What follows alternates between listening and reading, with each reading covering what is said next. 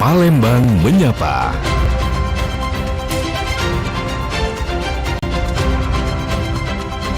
Palembang Menyapa.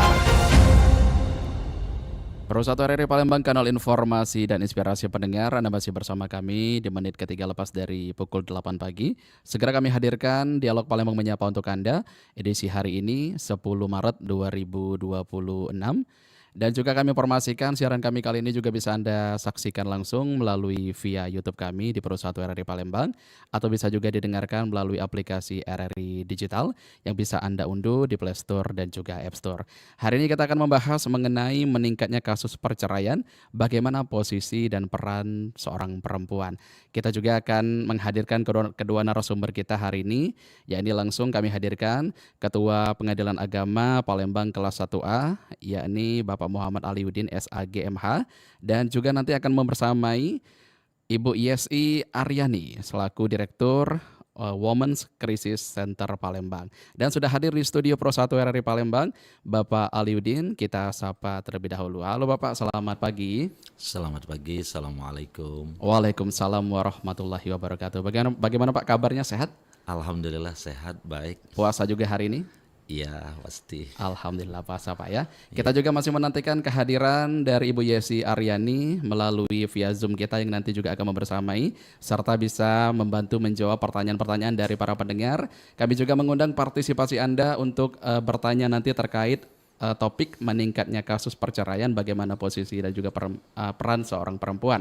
Langsung bisa Anda telepon melalui telepon kami di 0711369977 atau bisa juga di WhatsApp kami di 0821 79279090, atau bisa juga Anda mengisi kolom komentar di via YouTube kami. Baik, kita langsung ke topik mengenai meningkatnya kasus perceraian, bagaimana posisi dan juga peran seorang perempuan. Yang akan kami tanyakan terkait hal tersebut ke Pak Aliuddin terlebih dahulu. Kira-kira Pak, mengapa kasus perceraian saat ini cenderung meningkat di masyarakat Pak? Ya, baik. Sebelum kami menyampaikan tentang kecenderungan alasan mengapa meningkat perkara perceraian, sebenarnya tidak terlepas dari masalah persoalan sosial. Jadi persoalan-persoalan sosial yang meningkat seiring, contoh misalnya tentang masalah judi online yang meningkat, itu juga ternyata berpengaruh kepada situasi rumah tangga. Kemudian juga tentang kebebasan pers, kebebasan hidup, sehingga terkadang dengan adanya gangguan dari pihak ketiga, entah itu perselingkuhan atau adanya campur tangan dari orang tua yang memihak salah satunya, itu juga menjadi faktor-faktor penyebab sehingga semakin tahun semakin bertambah perkara perceraian ini. Belum lagi persoalan-persoalan lainnya yang membuat rumah tangga itu menjadi retak. Yang pasti dari beberapa persoalan yang meningkat itu disebabkan oleh pertengkaran terus-menerus, yang di dalamnya itu ada judi, ada perselingkuhan, lalu juga disebabkan juga oleh KDRT, kekerasan dalam rumah tangga, entah karena pengaruh mungkin sering menonton kekerasan atau bagaimana, sehingga mudah sekali pasangan itu terutama pihak suami melakukan KDRT kepada istrinya. Lalu juga mungkin persoalan lainnya, persoalan yang paling mendasar adalah tentang kesadaran arti makna dari rumah tangga itu sendiri. Jadi membentuk rumah tangga yang sakinah, mawaddah, warahmah itu sebenarnya ya dilandasi oleh keimanan terlebih dahulu, baru dia bisa menjadi kuat begitu. Nah, kira-kira seperti itu. Oke, baik. Nah, kalau kita tinjau dari jumlah perceraian di Kota Palembang Pak, terdata selama 2026 ini, data tersebut jika dibandingkan dengan tahun sebelumnya, kira-kira ada peningkatan atau malah sebaliknya Pak? Kalau melihat data tahun, maka kita harus melihat tahun yang sudah habis ya Pak. Jadi tahun 2024 itu ada perkara kita, jumlah perkara seluruhnya itu ada 3088 perkara yang masuk ke pengadilan, 2.500-an itu yang perkara perceraiannya. Jadi ada lebih kurang 75% ya, 75% itu perkara perceraian. Lalu di tahun 2025 itu meningkat, meningkat. Perkara seluruhnya yang diterima oleh pengadilan agama itu 3.400 hampir 3.500 perkara. Nah, dari 3.500 perkara itu lebih kurang 3.000-nya perkara perceraian. Nah, yang pastinya 3.088 perkara perceraian, baik itu cerai yang diajukan suami, cerai talak, maupun cerai gugat yang diajukan oleh pihak istri. Nah, begitu. Nah, ini yang kami maksud tadi, memang terjadi peningkatan antara 2024 dengan 2025. Nah, untuk kasus tahun 2024 itu terjadi peningkatan ke 2025, faktornya yang paling banyak itu disebabkan oleh judi online. Dan tahun ini nampaknya sudah mulai bervariasi karena sudah ada usaha yang maksimal dari pemerintah untuk menanggulangi judi online, begitu. Tapi perkaranya tetap banyak, sehingga 2026 ini yang baru 2 bulan, itu perkara kita 2026 ini sudah masuk 863 perkara, baru 2 bulan Pak. Sudah 863 perkara dengan perkara cerai 700 perkara. Artinya hampir 85% perkaranya perkara cerai. Nah, seperti itu. Oke, baik. Nah, kalau dari sisi penggugat sendiri Pak, ini kebanyakan laki-laki atau perempuan? Dan kalau misalkan kebanyakan dari perempuan berapa dan laki-laki berapa? Kalau dengan cerai yang diajukan oleh istri yang namanya cerai gugat ya, itu sebagai contoh tahun ini saja itu untuk perkara cerai gugat itu ada 582 yang masuk. Kemudian yang suami yang ngajukan cerai talak namanya itu ada 143. Jadi perbandingannya memang hampir 70% itu diajukan oleh pihak istri. Pihak istri. Iya, yang ngajukan, nggak tahan mungkin. Baik, menarik ini Pak. Jadi kita langsung tersambung ke Ibu Yesi ya. Tadi juga sudah disampaikan oleh Pak Aliudin. Ini yang paling banyak penggugat ini istri. Jadi jika disampaikan oleh Pak Aliudin tadi, perempuan paling banyak menggugat. Dalam hal ini tentunya posisi perempuan itu seperti apa yang digambarkan. Dan juga apakah itu lebih baik atau gagal dalam ikut membentuk rumah tangga nih Bu Yesi? Bu Yesi?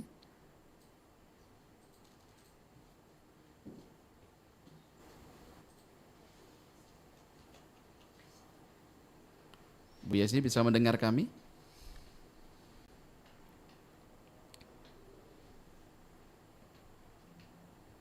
Sebentar. Sebentar coba. Oke. Oke, silakan Bu Yesi. Ada suaranya? Halo? Iya, halo. Ya, suara saya udah terdengar? Iya, sudah terdengar, Bu. Mau kami ulangi lagi Ya, pertanyaannya? boleh? Boleh. Iya, tadi kan sudah disampaikan oleh Pak Aliudin.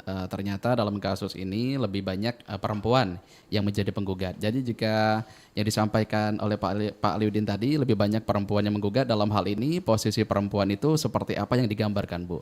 Terus juga apakah itu lebih baik atau gagal dalam ikut membentuk rumah tangga? Ya, selamat pagi. Assalamualaikum warahmatullahi wabarakatuh. Waalaikumsalam. Kalau melihat sebetulnya ya, kalau melihat fenomena ini sebenarnya saya cukup khawatir karena kecenderungan perceraian ini meningkat. Nah, kita tahu bahwa kasus-kasus kekerasan terhadap perempuan ini salah satunya yang faktor yang mendukung meningkatnya kasus perceraian. Nah, kasus-kasus kekerasan terhadap perempuan ini sebenarnya kita tahu bahwa kasus kekerasan terhadap perempuan ini seperti fenomena gunung es yang sebenarnya lebih sedikit yang tampak ketimbang yang tidak tampak. Tapi kalau bicara mengenai tadi pertanyaan apakah perempuan ini juga gagal dalam rumah tangga, ini sebenarnya yang stigma yang dilekatkan kepada perempuan ketika perempuan ini melakukan atau tadi gugat cerai ya, gugat cerai di pengadilan. Jadi ada sanksi sosial yang dilekatkan kepada perempuan ketika perempuan menggugat cerai suami. Tadi yang sudah disebutkan oleh MC bahwa ada kegagalan perempuan dalam membina rumah tangga. Nah, yang ingin saya sampaikan adalah faktor dari meningkatnya kasus atau kasus perceraian itu pertama kalau menurut saya ini faktor pendidikan. Artinya perempuan itu sudah lebih mempunyai wawasan yang lebih terbuka itu ya. Terus yang kedua juga sudah ada keberanian dari perempuan itu sendiri untuk mengambil keputusan. Nah, biasanya keputusan untuk bercerai ini tidak mudah sebenarnya. Tidak serta-merta langsung melakukan atau menggugat cerai. Tetapi ini biasanya ada kekerasan di dalam rumah tangga yang konflik di dalam rumah tangga itu yang menahun. Sehingga perempuan ini sehingga perempuan itu sudah berani untuk keluar dari yang namanya rantai kekerasan. Nah, sebenarnya keinginan perempuan itu bukan putusnya tali perkawinan, tetapi putusnya rantai kekerasan. Artinya mau tidak mau dia harus menggugat cerai atau ke pengadilan supaya ini perempuan ini lepas dari rantai kekerasan. Nah, ini yang sebenarnya menjadi pengalaman WCC Palembang ketika melakukan pendampingan korban khususnya kasus kekerasan dalam rumah tangga itu. Oke, baik. Bu Yesi, kita tahan dulu ya. Nanti kita jawab lagi terkait topik hari ini. Kita akan mengangkat telepon terlebih dahulu di 0711369977. Sudah ada pendengar kita yang ingin bergabung dan langsung menanyakan terkait topik hari ini. Halo, selamat pagi. Halo RRI, selamat pagi Mas. Selamat pagi kembali, dengan siapa di mana? Saya Dimas di Sekip Mas. Mas Dimas di Sekip. Dimas di Sekip. Baik, silakan Mas Dimas. Di sini sudah ada Pak Aliudin dan juga Ibu Yesi. Kita lagi membahas mengenai meningkatnya kasus perceraian, bagaimana posisi dan juga peran perempuan. Silakan. Baik, terima kasih Mas. Selamat pagi Bapak dan Ibu narasumber. Pagi. Oke, baik. Yang ingin saya tanyakan saat ini Mbak ya, Mas, kemarin kan saya tuh pernah menemani keluarga saya yang melakukan gugatan di pengadilan karena suaminya itu tersangkut ada narkoba, jadi di penjara. Dan intinya tuh kemarin tuh keluarga saya itu tuh cewek menggugat pada suaminya dan akhirnya dia datang ke pengadilan di Jakabaring. Kemudian saat itu Mas sudah saat menggugat itu keluarga saya itu tuh kayak diarahin gitu kan ya, ada kayak pengadilan itu berbayar, sementara kalau nggak berbayar itu kan lama itu prosesnya, dan akhirnya keluarga saya itu memilih yang tidak berbayar, dan akhirnya proses pengadilan itu kurang lebih 6 bulan atau berapa bulan gitu. Yang ingin saya tanyakan itu memang ada ya Pak ya, mekanisme ataupun peradilan itu ada yang berbayar dan tidak berbayar Pak ya. Mohon penjelasannya Pak, mungkin itu aja. Oke, ya. Yap, terima kasih Mas Dimas di Sekip.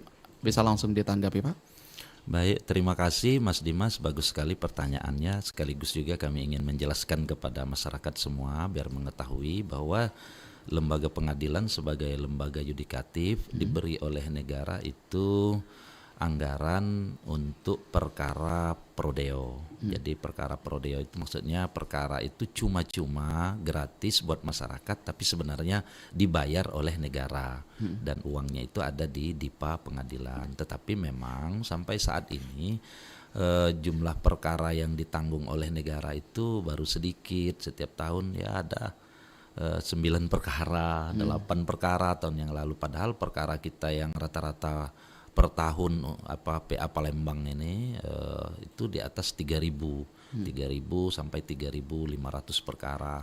Nah, logikanya kalau membantu, sebenarnya harapan kita semua dengan stakeholder mungkin ada yang bisa menguatkan kiranya perkara biaya yang ditanggung oleh negara untuk perkara prodeo bagi masyarakat miskin gitu, yang kurang mampu, yang memang membutuhkan bantuan dari negara, kiranya diperbanyak dari 9 perkara syukur-syukur jadi 10% dari 3.000 perkara, misalnya kan 300 perkara, sehingga terasa sekali manfaatnya. Jadi Mas Dimas Jadi memang ada itu. Jadi untuk yang perkara prodeo, lalu perkaranya prodeo, kemudian ada lagi perkara kita itu yang sifatnya tidak diketahui alamatnya.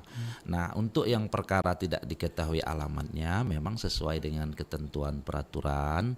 Untuk perkara perceraiannya diperiksa setelah 4 bulan dari ditentukannya hari sidang. Jadi daftar, nanti ditentukan hari sidangnya, ditentukan siapa majelis hakimnya, ditentukan hari sidangnya, lalu untuk dari hari sidang itu ke persidangannya hari H-nya itu di paling cepat 4 bulan. Kenapa 4 bulan? Karena ingin diberitahu dulu lewat mass media. Jadi pemberitahuan pertama itu jaraknya 1 bulan, kemudian lagi di jarak 2 bulan dari sebelum persidangan. Nah, sehingga pemberitahuan melalui mass media itu dilakukan sebanyak 2 kali. Makanya kalau daftarnya bulan 1, sidangnya baru bulan 5, itu memang sesuai aturan khusus untuk perkara yang pihak dari lawannya atau tergugat atau termohonnya itu tidak diketahui alamatnya.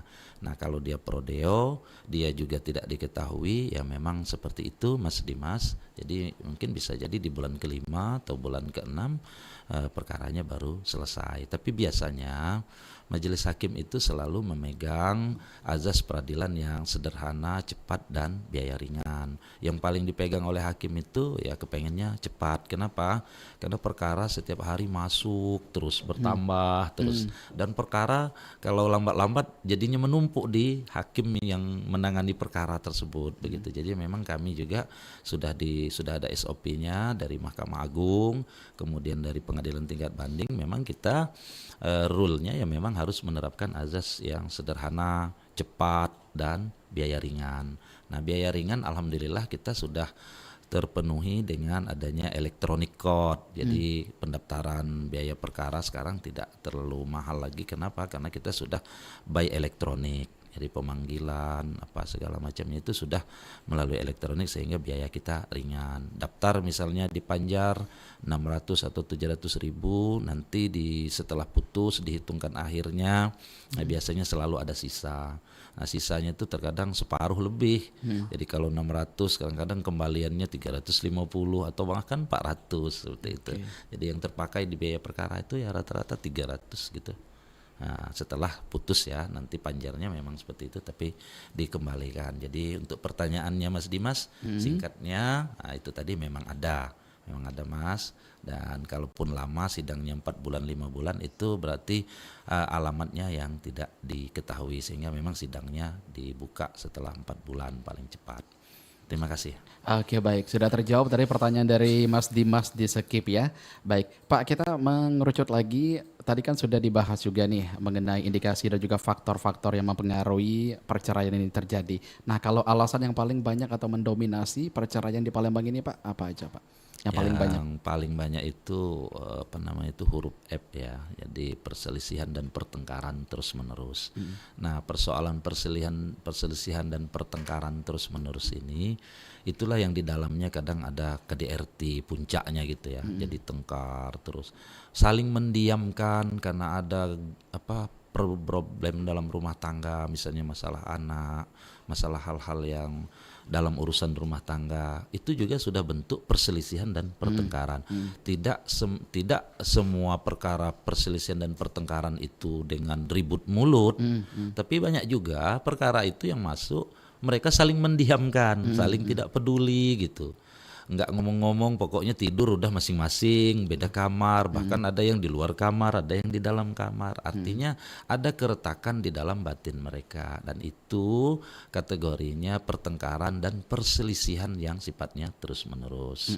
Nah, kategori perselisihan itulah biasanya yang saling diamkan, tidak peduli lagi, tidak lagi melaksanakan hak dan kewajibannya, terutama kewajibannya ya terhadap pasangannya, seperti itu.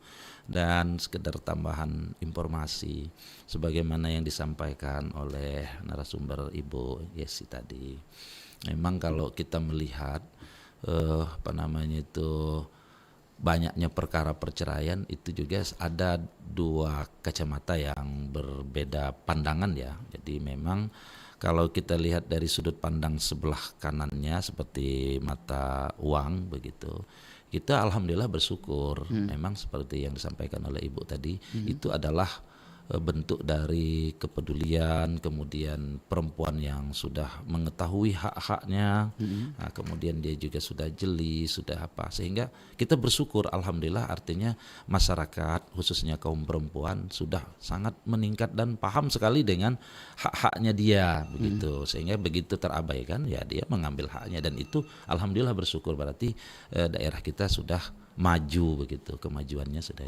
Tapi di sisi lain dari kacamata orang yang sebaliknya, terkadang sering juga bertanya kepada kami secara pribadi, bertanya, kenapa kok banyak sekali perkara perceraian?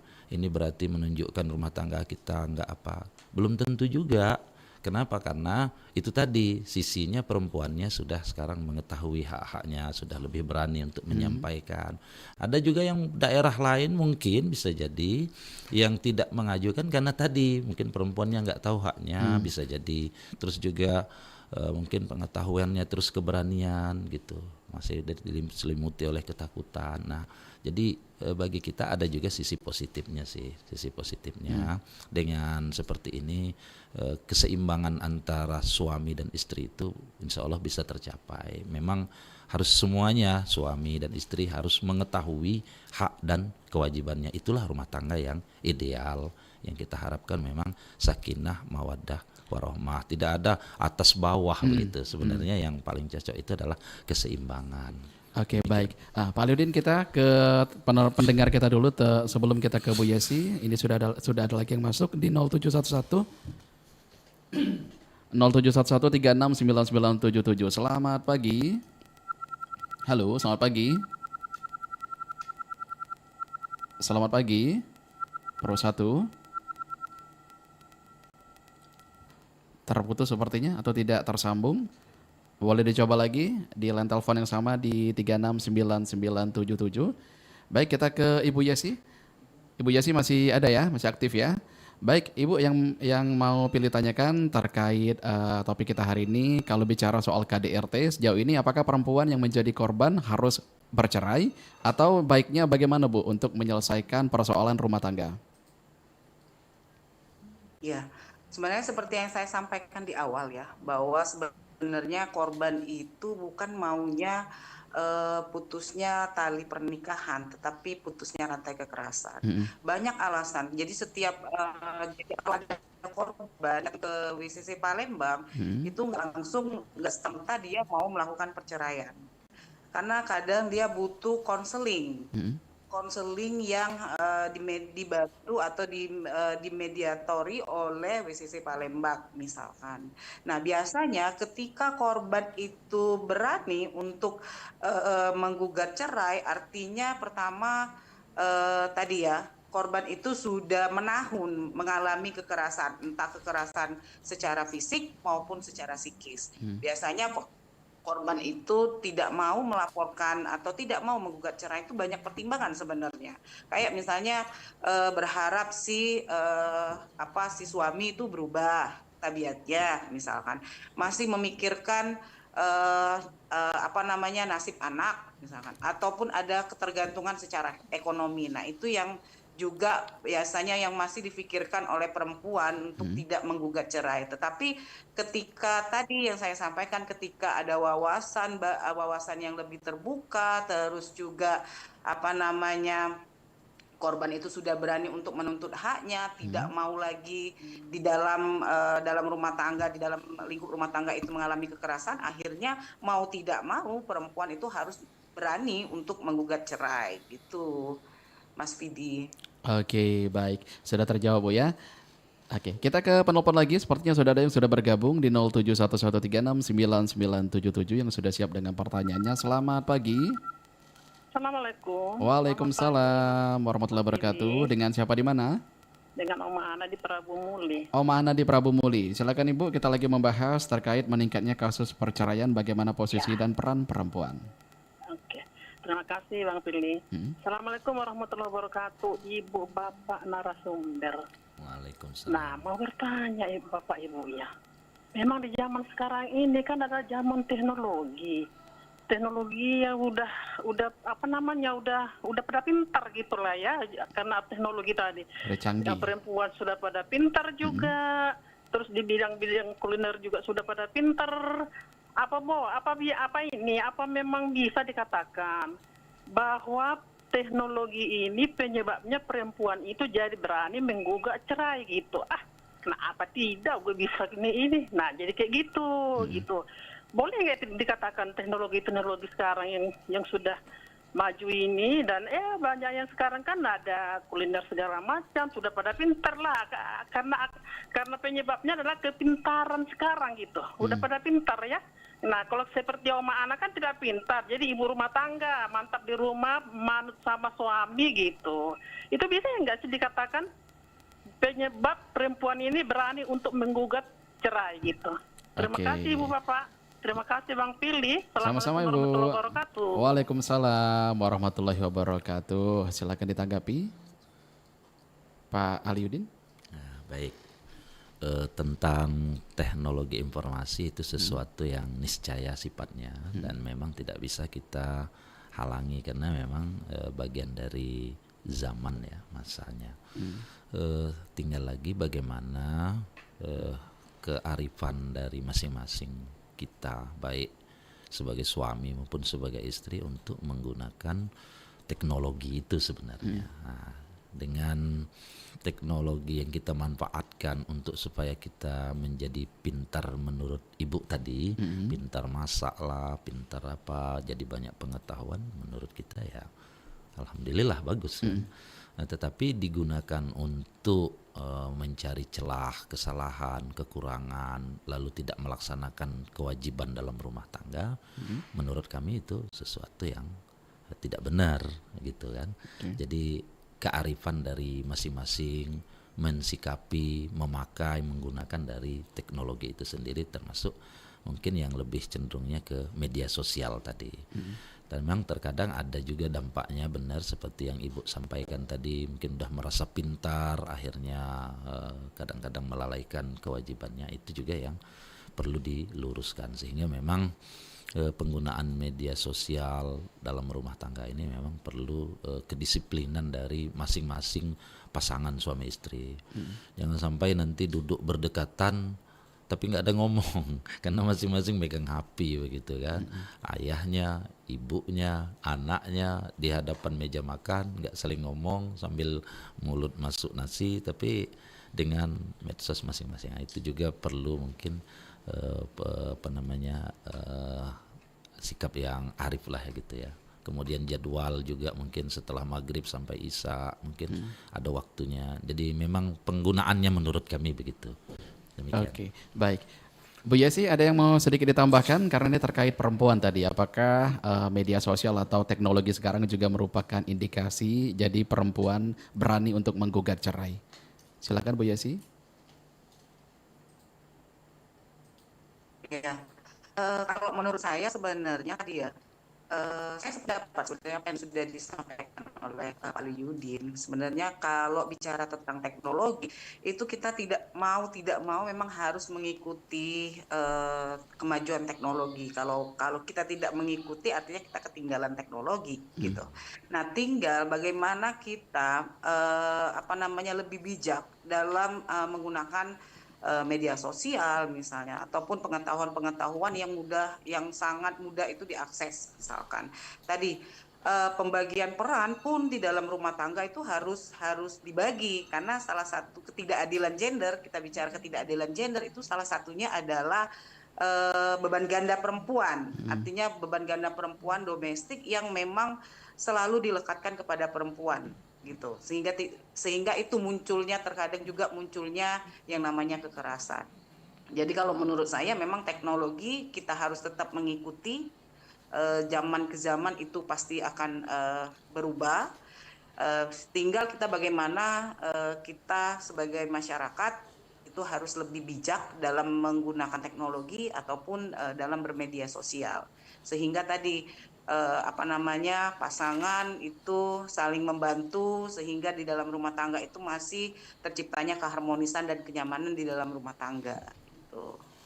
Oke, baik. Sepertinya sudah ada lagi yang bergabung di via telepon kita di 0711369977. Kita langsung sapa. Selamat pagi. Selamat pagi, Assalamualaikum. Waalaikumsalam warahmatullahi wabarakatuh. Dengan siapa di mana? Dengan Ahmad Irwan, Bandung Timur. Bapak Ahmad Irwan, Bandung Timur. Bandung Timur. Wah, jauh ya. Iya. Oke, jauh. baik. Silakan Pulau Pak Provinsi. Pak Ahmad. Ini- Halo. Iya, silakan pertanyaannya. Ya, Assalamualaikum Bapak Ibu narasumber. Waalaikumsalam. Ini tentang masalah perceraiannya. Di mana mungkin yang menurut saya yang tahu tuh kan, seorang istri berhak mau bercerai itu pertama mungkin si suami sudah tidak bisa memberikan nafkah. Kedua mungkin KDRT ya.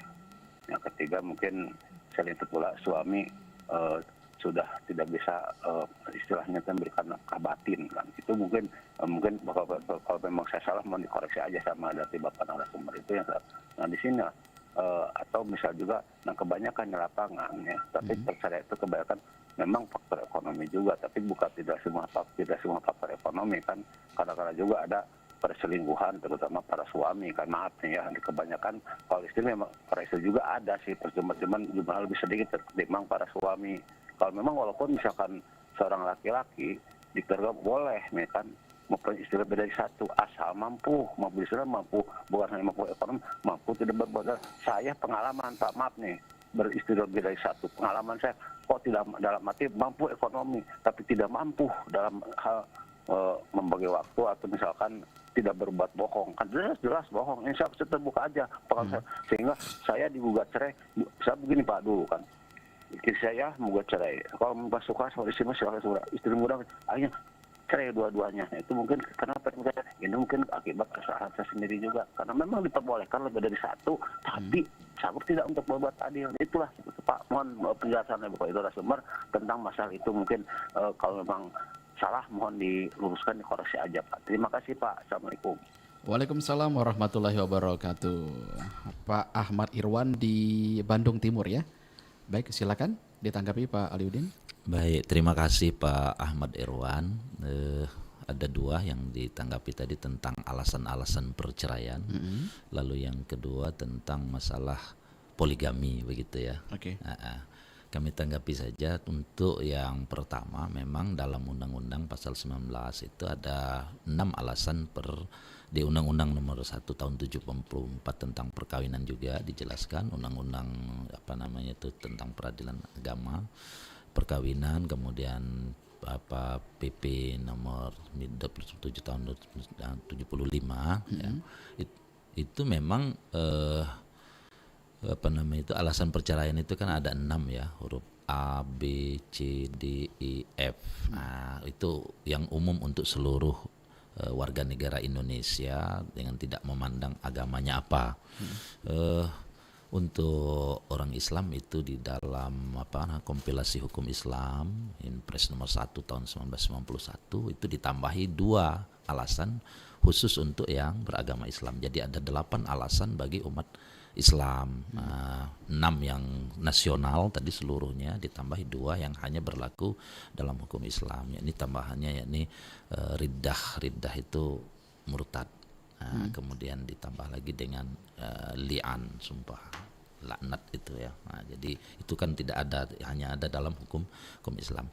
Nah, untuk alasan yang Bapak sampaikan tadi, Pak, yang dari Bandung Timur tadi, Pak Ahmad Irwan. Ya, Pak Ahmad Irwan, itu memang ada Pak, tapi biasanya diakumulasi seperti perselingkuhan itu diakumulasi dalam pasal 19 huruf F tentang pertengkaran dan perselisihan terus menerus.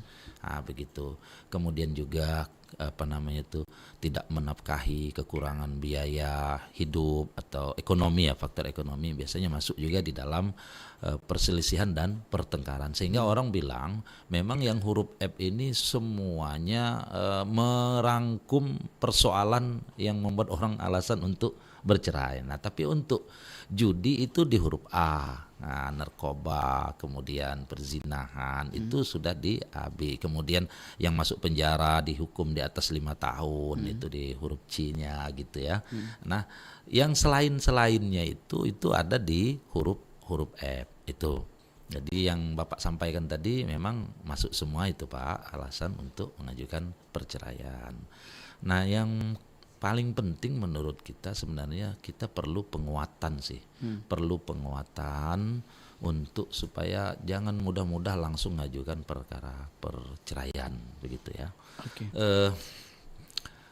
Mohon izin pemirsa semuanya, kami baru pulang dari pendidikan di luar negeri di Universitas Ibnu Saud, Riyadh, Arab Saudi. Di sana dijelaskan oleh para syekh, para pendidik kami. Kemudian juga kami juga tadi perbandingan antara peradilan di Arab Saudi dengan di Indonesia.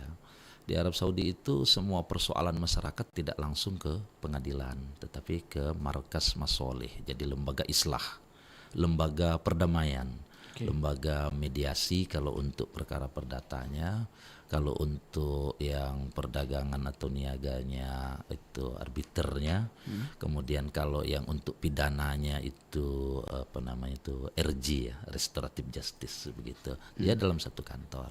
Ketika tidak bisa diselesaikan oleh lembaga itu, baru dilepas mereka ke pengadilan sesuai pengadilannya, pengadilan pidananya, jazaiyah atau perdatanya atau akhwalus sasiyahnya atau idariyahnya atau niaganya atau tijariyahnya gitu ya, tijariyahnya dagangnya, idariyahnya tata negaranya seperti itu. Kita berharap semoga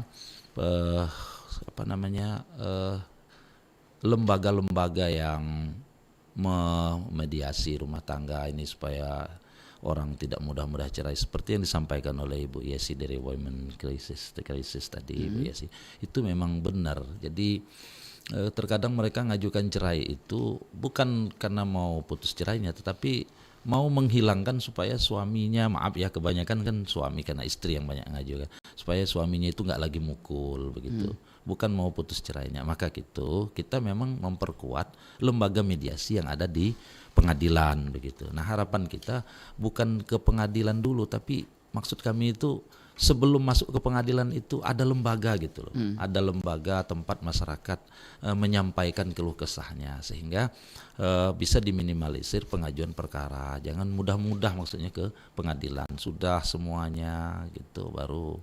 Nah kemudian kita juga kadang lalai juga tidak mengamalkan ayat yang diperintahkan oleh Allah, wa in khiftum shiqaqam bainihima fab'atsu hakaman min ahlihi wa hakaman min ahliha.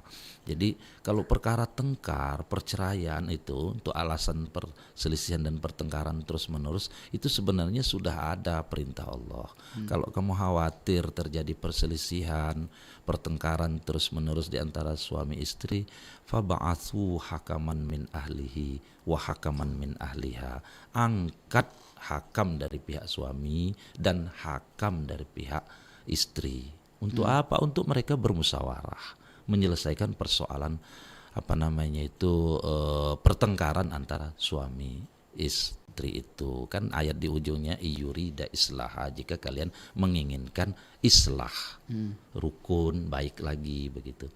Jadi bagusnya memang ada lembaga memang sebelum ke pengadilan, sebagaimana yang perintah Allah tadi, setidaknya musyawarah keluarga antara dua hakam itu. Nah lalu tentang yang satu tadi persoalannya apa tadi ya, yang selain cara pengajuan, yang kedua tadi tentang penambahan istri ya. Penambahan istri. Ya, tentang poligami. Poligami. Ya, ini juga kami selama 1 bulan di Universitas Ibnu Saud, Riyadh, dan kami baru pulang 2 minggu yang lalu. Perwakilan hakim seluruh Indonesia, ada 32 hakim Indonesia yang studi banding dan pendidikan di Universitas Muhammad Ibnu Saud, Riyadh, Arab Saudi.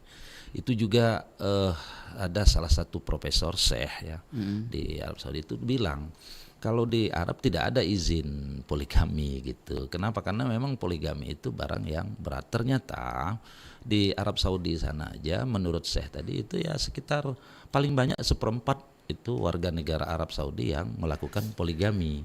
Kenapa? Karena kekhawatiran mereka tidak bisa berlaku adil. Makanya perintah awalnya itu sebenarnya perkawinan dalam Islam itu kan monogami. Nah, jadi memang disuruhnya kalau mau apa kalian mampu sanggup adil maka apa namanya 2, 3 atau 4. Wa in khiftum alla ta'dilu fawahidah.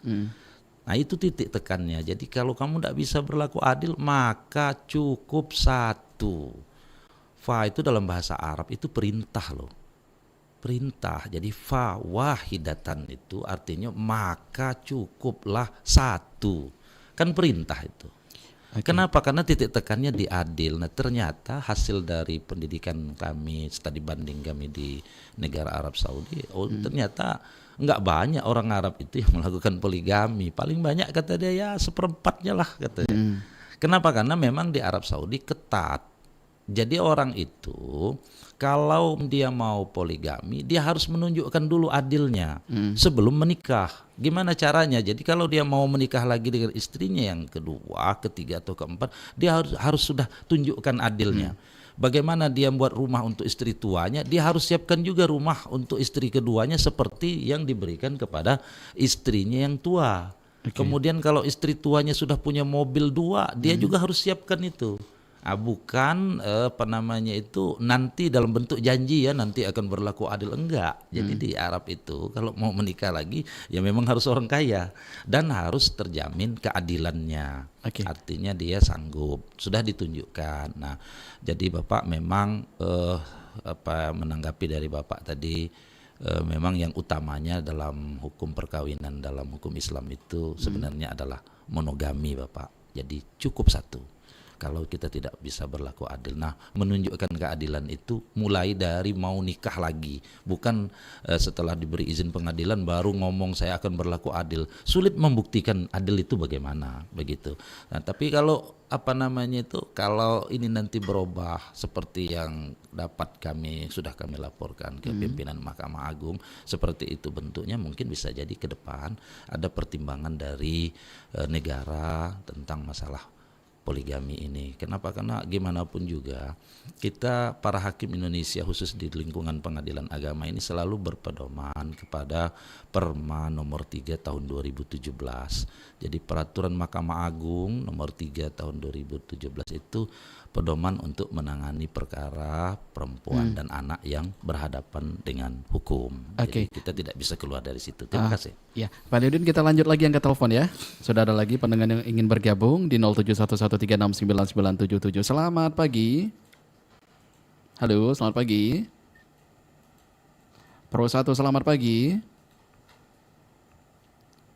Selamat pagi. Masih stay? Sepertinya sudah tidak ada lagi suaranya. Boleh dicoba lagi di 0711369977 untuk pendengar yang ingin bertanya terkait meningkatnya kasus perceraian, bagaimana posisi dan peran perempuan. Oke, baik, kita ke Ibu Yesi, masih ada di sana. Ibu Yesi, ini kalau perempuan ini dapat membangun kembali kehidupan sosial dan ekonomi setelah bercerai, gimana Bu?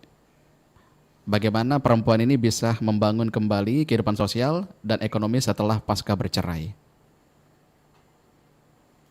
Ya, jadi kan kalau pasca perceraian itu pertama yang paling penting adalah kita harus melakukan pemulihan secara psikologis untuk korban.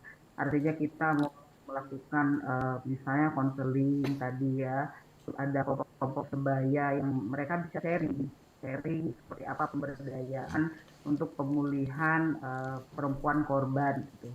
Terus juga misalnya bisa melalui kegiatan ataupun aktivitas keagamaan atau itu untuk penguatan secara spiritual ya. Atau juga tadi untuk pemberdayaan ekonomi. Nah, kalau untuk pemberdayaan ekonomi dari Palembang sendiri itu punya beberapa kelompok dampingan yang ya ada dari ibu-ibu yang secara minoritas, dalam artian secara minoritas itu ada di beberapa desa di 3 kabupaten, ada Kabupaten Banyu Asin, Muara Enim, sama Kabupaten Oki dan juga Kota Palembang.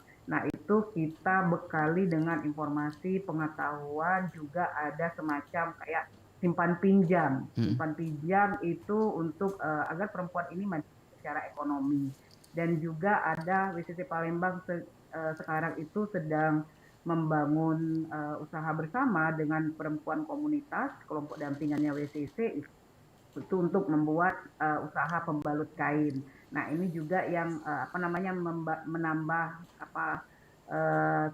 kerja ya, memberikan pekerjaan untuk perempuan korban kekerasan sehingga dia bisa mendapatkan uang untuk keberlangsungan kehidupan korban gitu. Oke, baik. Kita beralih ke WhatsApp dulu, Pak Ali dan juga Bu Yesi. Sudah ada WhatsApp yang masuk dari Ibu Indrawati di Kenten. Mau bertanya, Assalamualaikum warahmatullahi wabarakatuh. Mau bertanya, apakah suami yang menikah lagi tanpa seizin dan sepengetahuan istri ini merupakan perbuatan KDRT? Apakah bisa diajukan ke Pengadilan Agama Palembang? Walaupun belum pisah 6 bulan, pisahnya baru 3 bulan. Silakan Pak Aliudin. Mana pertanyaannya tadi? Dari Ibu Indra di Kenten mau bertanya, apakah suami yang menikah tanpa seizin atau sepengetahuan istri merupakan perbuatan KDRT, Pak? Apakah bisa diajukan ke Pengadilan Agama Palembang walaupun belum pisah 6 bulan? Ini kasusnya pisahnya baru 3 bulan. Baik, terima kasih Ibu ya. Ini kan fakta ya. Jadi kalau yang menikah lagi tanpa izin itu sebenarnya itu pidana itu. Jadi kalau Ibu yang dari Kenten tadi mau mempidana kan, apalagi dengan pidana yang baru ini kan di pasal 411, 412 itu kan udah diatur itu. Tapi memang itu delik aduan begitu kan. Kalau Ibu tidak melapor, tidak ya nggak akan ditindaklanjuti pidananya begitu. Alasan tentang masalah perselisihan, pertengkaran yang Ibu maksud tadi karena baru 3 bulan, nah itu kan apakah dilihat dulu apakah memang dengan dia menikah lagi tanpa izin tadi sehingga menyebabkan pertengkaran. Jawabnya iya begitu kan. Nah tetap saja Ibu harus 6 bulan begitu, karena memang pasti itu ribut itu. Intinya kan pertengkaran gitu ya, pertengkaran terus menerus, dan itu memang sudah diatur minimal 6 bulan. Sebenarnya yang perlu kami sampaikan, kenapa sih sampai Mahkamah Agung itu menetapkan harus minimal 6 bulan? Itu sebenarnya memang sudah banyak pertimbangan ya. Karena pertengkaran suami istri itu kan kadang-kadang hari ini bertengkar, besok udah baik lagi begitu. Nah lalu juga terkait dengan janji juga yang setelah menikah biasanya kan ada janji talak itu kan ya, bukan 3 bulan ya, 6 bulannya itu yang dilihat. Kemudian dengan faktor-faktor lain sehingga diharapkan dengan 6 bulan itu waktu berpikirnya itu sudah cukup matang begitu. Jadi Ibu mohon dipertimbangkan lagi untuk mengajukan cerainya, apalagi itu baru 3 bulan. Jadi masa sampai 6 bulan itu masa berpikir yang matang, apakah mau tetap dipertahankan atau tidak begitu ya. Nah kalau dia menikah lagi tanpa izin dari Ibu, menurut kami yang paling baik itu adalah musyawarah di sekitar lingkungannya dengan Pak RT-nya, kemudian disampaikan juga ke Pak RW-nya, kemudian juga musyawarah keluarga begitu. Nah, lalu juga kalau memang nggak bisa juga ditempuh upaya delik aduan dengan pasal 411, 412 yang di KUHP yang baru ini, sehingga belum bisa jadi Ibu tidak menginginkan perceraian itu, hanya menginginkan supaya dia tidak melakukan perbuatan untuk menikah lagi tanpa izin itu kan, seperti itu. Nah mudah-mudahan diharapkan dengan upaya-upaya seperti itu tidak langsung ke pengadilan, itu akan mencapai apa yang Ibu inginkan. Tidak menginginkan perceraian, tapi sebenarnya suami itu kalau bisa janganlah melakukan perkawinan yang perselingkuhan seperti itu ya. Oke, baik. Terima kasih. Pak Liudin, kita beralih ke live chat kita di YouTube. Ini sudah ada beberapa pertanyaan juga yang masuk. Izin tanya Pak, dari Mbak Pur. Izin bertanya Bapak Ibu, kalau kasus perceraian karena judol bisa atau enggak? Habis harta benda jadi mending cerai aja. Jadi ini kasusnya kalau cerai karena judol ini bisa atau enggak, Pak? Ya langsung aja jawab bisa. Bisa. Bisa ya? Ya. Oke, baik. Ini pertanyaan terakhir mungkin kami akan ajukan kembali dari live chat juga. Ini mengenai mau tanya Pak, kenapa masih banyak pasangan yang cerainya secara agama tanpa melalui pengadilan? Dan kira-kira dampak bagi mereka itu seperti apa Pak? Oke, langsung saja ya. Jadi itulah pemahaman masyarakat ya. Pemahaman masyarakat nikah bawah tangan, cerai bawah tangan gitu. Risiko dampaknya itu loh yang dipikir. Kenapa? Karena kita semuanya masih terikat hidup di dunia dengan segala peraturannya. Nah, ketika kita berurusan di bank, ketika kita ingin menyekolahkan anak, ketika kita ingin berangkat ibadah haji atau umroh pun kita akan terhalang dengan administrasi itu. Orang mau membuktikan di mana bukti kita sebagai suami istri, apa bukti kita. Sama juga kita dengan menjerit, oh saya ini tamat SMP. Mana orang mau lihat mana ijazahnya mana gitu ya kan, saya ini tamat SMA lo ijazahnya mana, orang nggak melihat bahwa kita itu memang benar dilihat orang kita sekolah kita apa, tapi bukti real bahwa kita selesai finish kan lewat ijazah. Nah maka itu Al-Quran juga kan, Allah juga kan memerintahkan kita, termasuk dalam urusan hutang piutang pun kan kita disuruh untuk untuk menulis gitu ya. Nah, jadi artinya apa dari ayat tentang hutang piutang itu kita terjemahkan dalam hal urusan muamalah, urusan antara sesama manusia, kontrak sifatnya atau apa. Nah itu kita harus catat begitu. Makanya perkawinan itu wajib dicatat begitu ya. Nah, meskipun orang menikah tanpa dicatat pun ya tetap sah sih hukumnya, tetapi kewajiban administrasi namanya aja kewajibannya itu sudah hukumnya juga wajib dicatat. Untuk apa? Untuk supaya tertib dan dampak-dampak yang menyusahkan anak, menyusahkan urusan kita di masa depan, termasuk juga persoalan tentang harta bersama ya dan lain sebagainya. Nah, itu harus kita hilangkan dengan cara apa? Tidak melakukan perkawinan yang tidak tercatat dan juga cerai-cerai yang tidak melalui pengadilan begitu. Oke, baik. Pak Aliudin dan juga Bu Yesi, sebelum kita mengakhiri obrolan kita pada pagi hari ini mengenai meningkatnya kasus perceraian, bagaimana posisi dan juga peran perempuan, boleh dikasih Pak harapannya terakhir untuk masyarakat Kota Palembang, terkhusus juga untuk suami istri yang nantinya akan bermuara pada hal tersebut, harapannya untuk menekan angka atau meminimalisir untuk berkurangnya tingkat perceraian di Kota Palembang ini seperti apa Pak? Baik. Karena ini harapan kami izin agak sedikit panjang ya. Yang pertama, mari pahami surat perintah Allah dalam surah Asy-Syura. Jadi selaku orang yang beragama Islam kita diperintahkan untuk wa amruhum syura bainahum. Jadi urusan manusia, orang Islam itu harus diselesaikan dengan cara musyawarah. Ada satu surat dalam Al-Quran itu namanya surat musyawarah, surat Asy-Syura. Itu harus kita pedomani. Yang kedua, sebagai warga negara Indonesia yang memegang teguh Pancasila, kita juga harus mempedomani sila keempat Pancasila. Azas musyawarah. Musyawarah mufakat. Dan ini sejalan. Artinya sebagai muslim, warga negara Indonesia, pedoman kita sudah dua.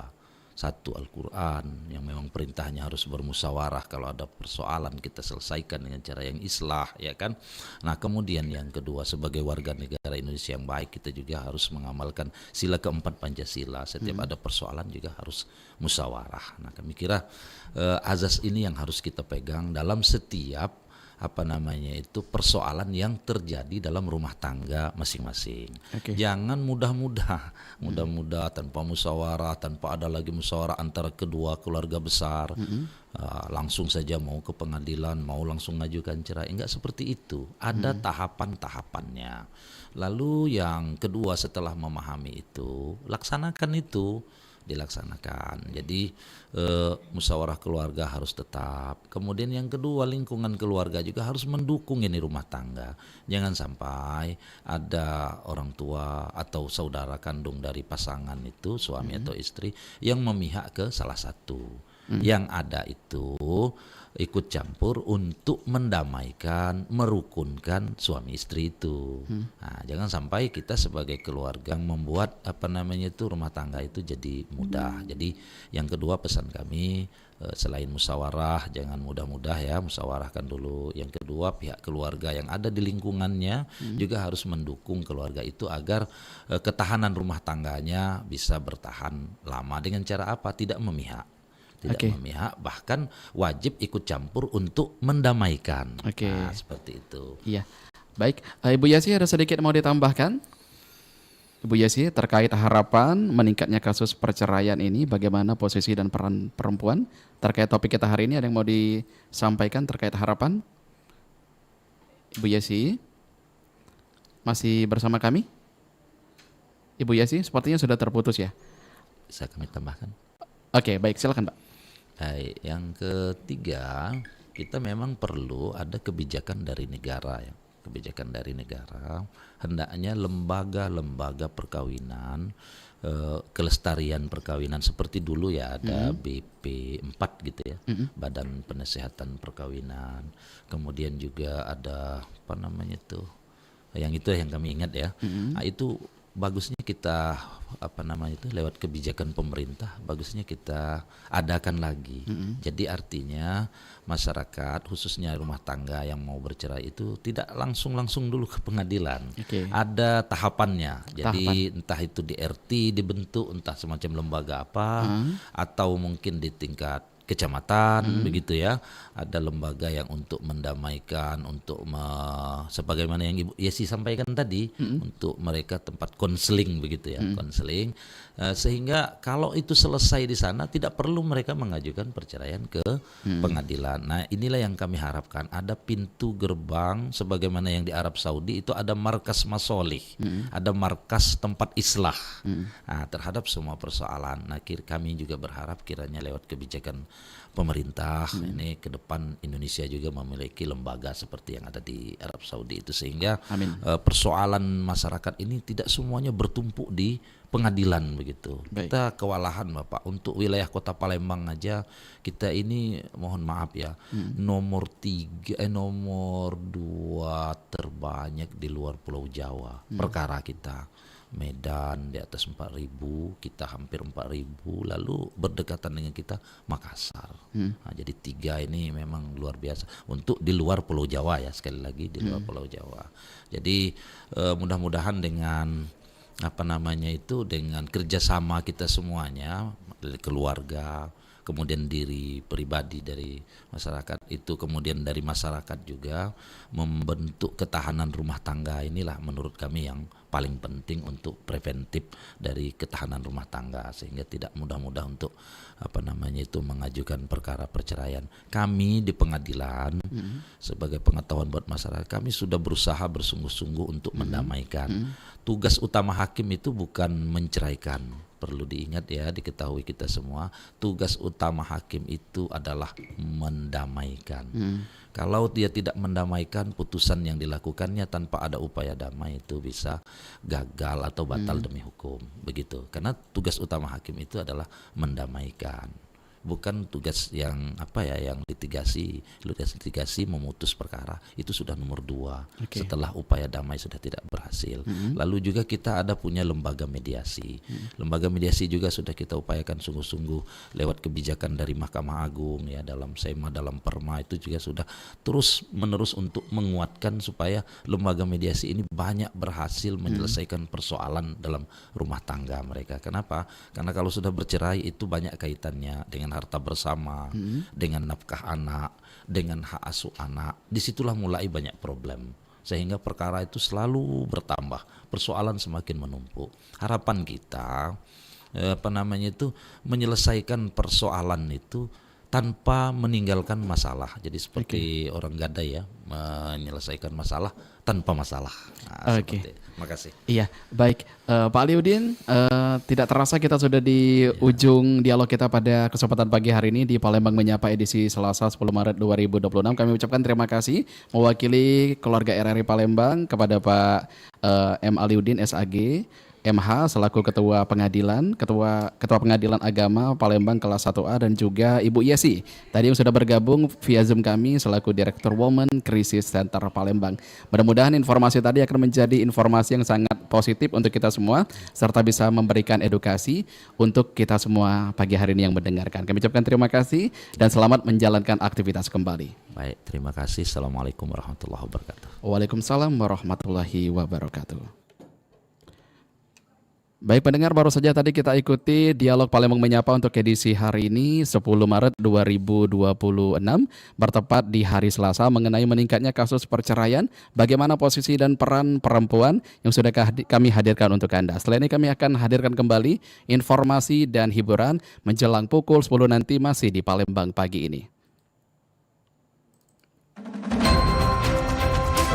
Palembang Menyapa.